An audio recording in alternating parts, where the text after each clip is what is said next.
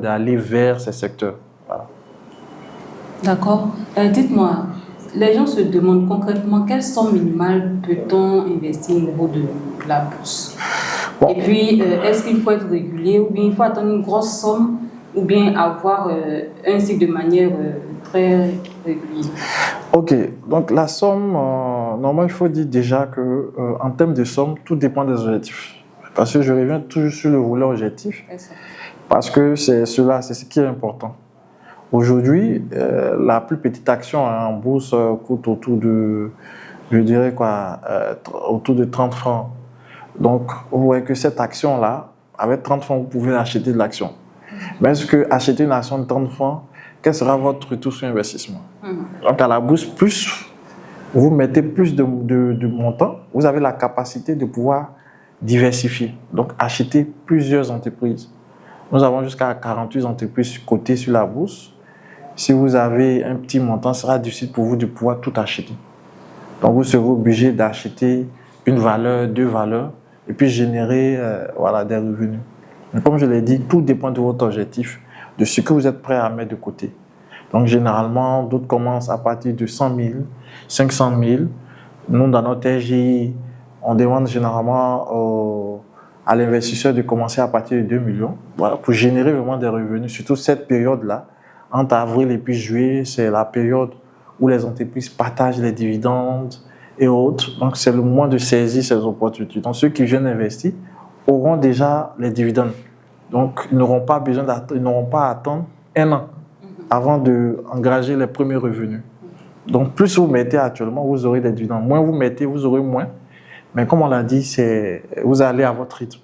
Donc, si vous allez à votre rythme, ce n'est pas sûr que vous puissiez gagner comme celui qui vient investir plusieurs millions au départ. Voilà, lui, il pourra générer plus de revenus, il pourra diversifier et donc il aura des revenus plus rapidement que vous.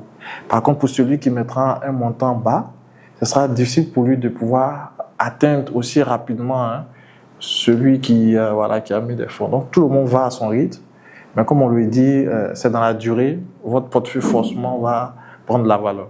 D'accord.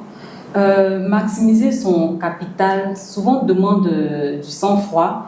Lorsque le marché en baisse soit de 10 à 20%, est-ce le moment de fuir ou bien de saisir une opportunité? En fait, tout dépend. Tout dépend. Lorsque le marché en baisse, il faut déjà se demander pourquoi le marché en baisse. Il y a forcément des raisons. Généralement, ça peut être lié à une crise sociopolitique au niveau du pays qui impacte toutes les entreprises. Dans ce cas de figure, on dira que ça impacte toutes les entreprises. Donc, on est conscient que ce n'est pas le fait des entreprises, c'est la situation socio-économique qui impacte. Donc, ça veut dire que ce sont des bonnes entreprises, mais vu l'impact externe à leur activité, cela crée la baisse. Donc, l'idée, ce n'est pas avoir peur, mais c'est plutôt acheter, parce que là, on vient acheter plus bas. On achète plus bas et on s'est dit que lorsque la situation va être conforme, lorsque la situation sera rétablie, vous verrez que toutes ces entreprises vont connaître la hausse. Et c'est quelque chose qui s'est déjà passé dans ce pays, en Côte d'Ivoire et puis dans les autres pays, parce que la bourse existe depuis maintenant bientôt plus de 30 ans. Donc on a vu qu'il y a eu des crises dans des pays, mais les actions ont continué de grimper, les entreprises ont continué d'évoluer.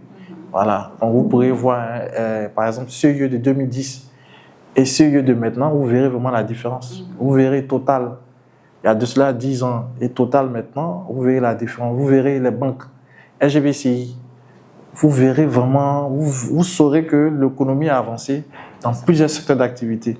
Donc, tous ceux qui ont été actionnaires dans cette période-là ont connu forcément une rentabilité de ce qu'ils ont investi, en fonction de ce qu'ils ont investi. Voilà. D'accord, merci beaucoup. Je voulais poser peut-être une question quiz de l'investisseur et pour donner un exemple.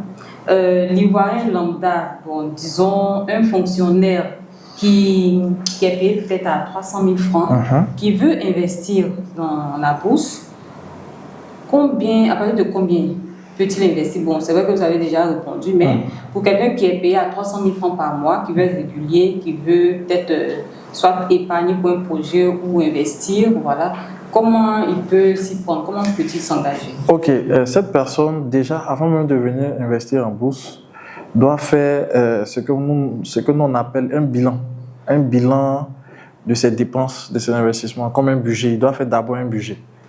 Déjà, ressasser l'ensemble de ses dépenses et puis l'ensemble de ses revenus. Et sur cette base-là, voir quelle est la partie qu'il met de côté pour l'investissement. C'est très important parce qu'avec ce montant, cela dépend déjà à la base de cette dépense prioritaire qu'il a l'habitude de faire. Donc, une fois qu'il a fait cet exercice, il peut dégager une certaine épargne. Et à partir de cette épargne-là, il pourra dire, OK, j'investis une partie de cette épargne pour un investissement à long terme et puis une partie pour un investissement à court terme. Donc, pour l'investissement à long terme, il va l'utiliser pour maintenant investir à la bourse. Donc, par rapport au montant qu'il pourra dégager, généralement, ce qui est conseillé pour des personnes comme ça, c'est de peut-être 20%.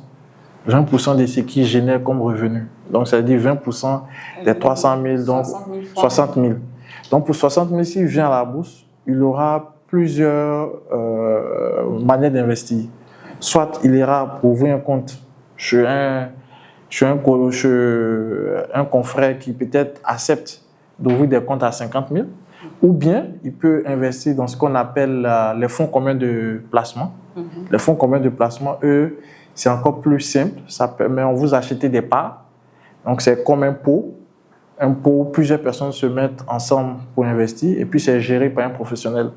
Et cela vous génère des revenus. Il peut commencer soit par les fonds communs de placement ou soit ouvrir son compte titre pour acheter soit des actions ou des obligations. Donc, déjà avec ce montant-là, il peut peut-être commencer. Mais cela ne le garantit pas de pouvoir doubler au cours d'un mois. Voilà. Donc, c'est-à-dire c'est un début. Mais chaque mois, il faudra qu'il augmente jusqu'à atteindre vraiment un certain nombre de volumes pour acheter plusieurs titres. S'il va directement avec le compte titre. Par contre, s'il investit directement dans les fonds communs de placement en achetant les parts qui sont généralement autour de 10 000, 15 000, il peut se permettre d'acheter plusieurs parts avec ce montant et générer des revenus de manière durable. Voilà. Mais son argent va connaître quand même de la croissance. D'accord. Bon, je parlais tantôt de cuisse de l'investisseur. D'accord. On va dire risque total ou prudence excessive. Bon, risque total, prudence excessive, je dirais il faut être équilibré. Donc, tu vas juste choisir. Je dirais, en tout cas de manière personnelle, je dirais risque total. D'accord. Voilà. Action locale ou indices internationaux? Action locale, je suis africain, donc je souhaite qu'on puisse investir en Afrique. D'accord. Investir pour ses vieux jours ou pour financer un projet dans 5 ans? Investir pour ses vieux jours. Merci M. Sostel pour ces clés précieuses. On retient l'essentiel, la bourse n'est pas un pari, c'est une stratégie de liberté. Passer de l'épargne à l'investissement, c'est reprendre le contrôle de son avenir. Rappelez-vous que l'impact commence par une décision. Quel sera votre premier pas dès demain? Un premier ordre de bourse, une formation ou simplement un changement de regard sur votre compte épargne? Quel est votre mot de fin? Bon, pour le mot de fin, je dirais, j'invite vraiment vos internautes, j'invite toutes les personnes ici à pouvoir investir une partie de leur épargne en bourse. Parce qu'il est important aujourd'hui, avec l'inflation, avec la vie chère, il faut avoir d'autres sources qui vous permettront de pouvoir battre l'inflation, de pouvoir avoir toujours le même pouvoir d'achat, d'investir. Et nous pensons qu'avec la bourse qui est sécurisée, avec tout ce qui a été mis par les ministres de l'économie des 8 pays de l'Afrique de l'Ouest, cela permettra vraiment d'avoir une rentabilité de votre compte. Vous allez investir dans une activité qui est durable, qui génère des revenus, qui vous permettra de pouvoir réaliser assez de projets. Donc, on vous invite vraiment à investir en bourse. C'est pas compliqué. C'est un revenu passif. Vous n'avez pas besoin d'apprendre beaucoup de choses. Il vous faut seulement une volonté, de l'épargne, de la patience, et vous verrez que vous allez voir au bout des années, vous verrez votre argent croître et cela vous permettra d'atteindre vos objectifs. Donc, on vous invite à investir à la bourse. Rappelez-vous que l'impact commence par une décision. Quel sera votre premier pas dès demain? Un premier ordre de bourse, une formation ou simplement un changement de regard sur votre compte épargne. N'oubliez pas de vous abonner, de partager cet épisode à ceux qui en ont besoin pour ce déclic. N'oubliez pas de laisser vos questions en commentaire. À très bientôt pour un autre épisode, le podcast qui donne le cap.